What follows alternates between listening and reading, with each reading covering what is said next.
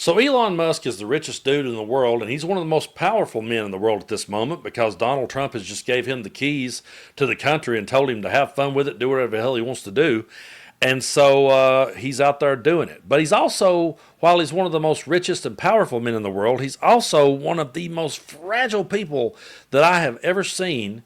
And I've never seen anyone who can get rattled so fast. He loves to go out here on these podcasts like Joe Rogan, where Joe will just sit there and throw him a bunch of softballs and fangirl out over him, and he can sit there and just, sniff his own farts. That's where Elon wants to be. For the guy that sits and criticizes our side the most and says that we need to get out of our echo chambers, he bought an echo chamber and then monitors the people on that. And the minute they step out of line with him, he starts demonetizing them and silencing them and suppressing them, and then goes around like he's this champion for free speech. But I want to focus on this clip that was recently. He's talking about Tim Walz here and how that Tim Walz thinks it's funny that Tesla's stock is dropping, and he thinks that makes Tim Walz evil. But I want you to look at this dude. I want you to zero in and look right at his face as he sits here and says that Tim Walz is a creep and he's evil. Take a look at this. Everything I do is under extreme scrutiny. Every day. Yeah. So there's not an action I can take that doesn't get scrutiny 6 ways to Sunday.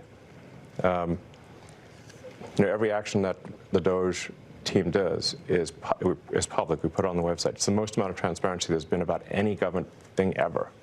It would be even if I wanted to, I couldn't get away with it. In fact, it's actually disadvantageous for me to be in the government, not advantageous. Yeah. If I wasn't in the government, I could lobby, and I could push for things that are advantageous to my companies, and probably receive them. My companies are suffering because I'm in the government. You just pointed that out a moment ago. Right. Do you think it helps sales if dealerships are being firebombed? Of course not. And Tesla customers are being intimidated all over the country and all over Europe. Mm-hmm. Does that help Tesla? I mean, you had Tim Walz, who's a huge jerk, running around on stage with the Tesla stock price where the stock price had gone in half, and he was overjoyed. What an evil thing to do. What a creep. What a jerk. Yeah, by the way, it's Tim Walz, not Tim Waltz. It's not the Tennessee Waltz, okay? But anyway, Tim Walz is evil. Tim Walz is a creep. But yet this is the guy that handed over his platform to the most hateful of people and amplified their voices to top volume. This is the guy who every time he disagreed with someone or their product, he was on his platform yelling, "Go woke, go broke." He laughed and mocked anyone whose stock dropped, but now that his is, he's sitting there crying and whining and, oh, they're so evil to me and they're so mean to me, and the only reason that they dislike me is because I'm in government now. That's why they don't like me. Everybody liked me before this, and everybody used to love Donald Trump, but once they got into politics, people suddenly hated him. No, that's not the case. It's what they did once they got in is why people suddenly started saying, wait a minute, we don't want this. I'm going to give you all an analogy here, okay? My daughter has recently started talking to a new guy that I've not met yet. I've not met this dude, but I believe I'm about to. And I may shake his hand, and he may appear to be a really good dude. I may get along with him great. I may get along with him to the point that one day he may ask me for my daughter's hand in marriage, and I may say, yeah, you can. And I may walk her down the aisle, and I may hand her off to him.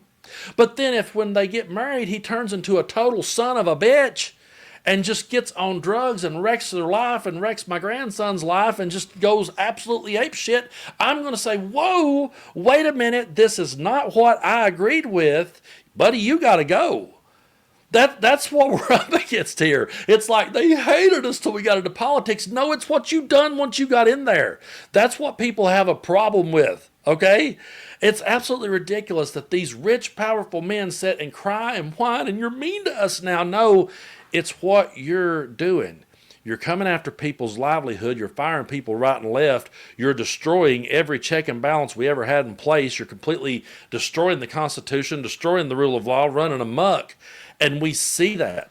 Look, back when I was a kid, I always watched wrestling. Trump would appear on there from time to time. I never loved the guy, never cared one way or the other about him. He didn't mean shit to me. But I watched WrestleMania 4 back when I was a kid, 4 and 5, that took place at Trump Plaza.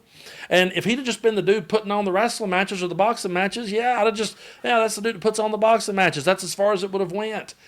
But the problem I have with him is what he done once he got in government. Once he got here, now that's what I have a problem with. I have a problem with the fact that we had January 6th happen on his watch. I'm always going to bring that point up, by the way. I know they get so mad when I say it. Oh, here you go again. Yeah, I'm always going to go there. Because that was a massive deal breaker for me. And watching those criminals get pardons and watching them get praised and watching him say, now I'd like to compensate them for the pain they suffered, that is massive deal breakers to me. I'm never going to forgive that one. That's why I have a problem with Donald Trump, not because he put on WrestleMania 4 and 5 at Trump Plaza. It's absolutely ridiculous. But here is Elon suddenly, oh, everybody have mercy on me. Everybody feels sorry for me. Everybody have some empathy for me. But wait a minute, ain't he the guy that said the problem with this country was that we had empathy? Roll this one. The fundamental weakness of Western civilization is empathy. The empathy exploit. They're exploiting a bug in Western civilization, which is the empathy response. Yeah, so I don't want to hear this guy sit now and say that we should have empathy or we should feel sympathy or we should feel sorry for him or, Tim Walz is a creep and he's a creep and he's evil. No, the people that you gave the microphone to and cranked up the loudest is the evil people. And that awkward hand gesture that you did, that you tried to blame it on autism, that moment, that is evil. That was a symbol of one of the most evil groups that ever came. And when you threw that out there into the world, those people saw that and they flexed and they said, yes, this guy is on our side. He empowered those kind of people. And when he's asked about it, he just says that we're being hyperbolic and we're trying to call everything that we disagree with Nazi. It's bullshit. It's absolute bullshit. But this guy has been fragile for a long time. He's been weak for a long time. And I think Don Lemon really exposed him a long time ago. A shout out to Don Lemon. I love his work. Go over and check out his YouTube channel and hit the subscribe button if you haven't already over there. He went back and a while back and he broke down the interview that he did with Elon piece by piece. And talked about it. And I just want to go back to this so that for those of you that's like, well, he's upset now because he's in government. And he's upset now that people's being mean to him. No, he got really upset and went off the rails back then when he was interviewed with Don to the point that he's like, you got one more question, 1 more minute, I'm done, I'm out of here. He completely fell apart during this interview, which I thought was fair, by the way, but take a look. Listen, honestly, I'm not meaning to offend you. You're an intense person. Where does that intensity come from? I was born that way. And I had a tough childhood. You did? So, yeah. How so? Walter Isaacson goes into it in the book, and we only have a couple minutes left, so all right. Too long to describe. So 1 or 2 questions I can do, and then we'll have to call it.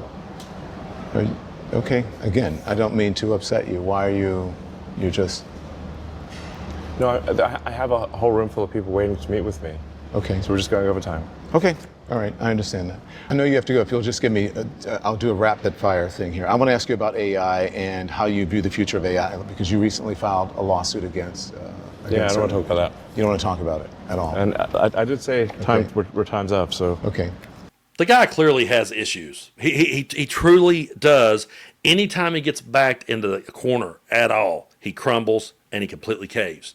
And that's the guy that you want to give the keys to? That's the guy that you want to have his hands on your Social Security? That's the guy that you want to just turn it over to and let him do all the cutting? He's the guy that came out with the chainsaw?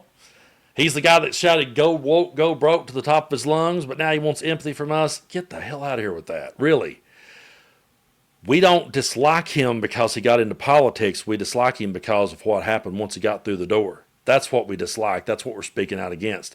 But this guy, the richest dude in the world with the keys to the kingdom, falls apart in these softball interviews and just completely comes unglued. And you would think a guy like that with all that wealth would have more confidence, would walk around with a little bit more of a pep in his step. Hell, I have worked jobs for $9.75 an hour, and when I got a quarter raise and made it to $10, I went, woo, and I got back on my forklift and acted like, wow, I'm something now. Looking back at it, I realized I still wasn't. But I had more confidence then with a damn quarter raise on my check than this guy does with $1 trillion and walking around with the keys to the kingdom. But yet when he gets asked one question or one person mocks and makes fun of him, he's a creep. He's a creep. It's evil. No, dude, you're evil on a level that we've not seen before. And that's the problem we have. It's got nothing to do with your cars either, by the way. Got nothing against Tesla.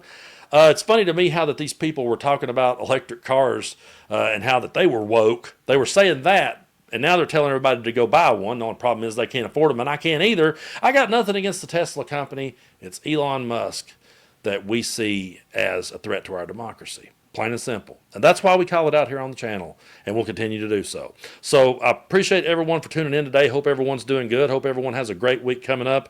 I'm going to be doing some traveling and going to some places, and I'll take y'all along for the ride as I go. If you haven't already, hit the subscribe button if you like what I do. It doesn't cost you anything to do so. You could help us get to 1 million subscribers. We're on the road to that now. Closing in on 700,000. I believe we can get to 1 million before this year's over, maybe even sooner.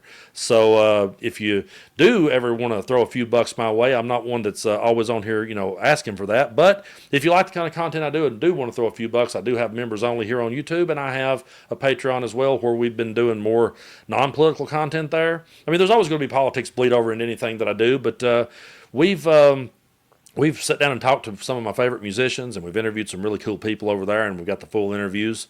I've lit up the grill. I've reviewed some cigars, reviewed some books and some movies, documentaries, different things. So if you ever want to come over there and try that out for a while, if you like it, try it on for size. If you don't, no problem. I totally understand. I know $1 is hard to come by this day, so I won't ask you to blow it. If you like what you have, stick around, and if at any point it becomes too big of a thing, cut it loose. You're not going to offend me. I just always believe in being transparent with my audience. Unlike Elon, who in his mind, transparency is just posting the bullshit on his own platform that he controls. One of the most, weird's not really the word for him. I ain't figured out what the word is yet, but I don't think it's weird. It's unlike anything we've seen before, but we will continue to stand up against this madness and continue to speak out on the side of common sense. And I just don't know how in the world a guy like that with all his power could be so fragile and look so weak.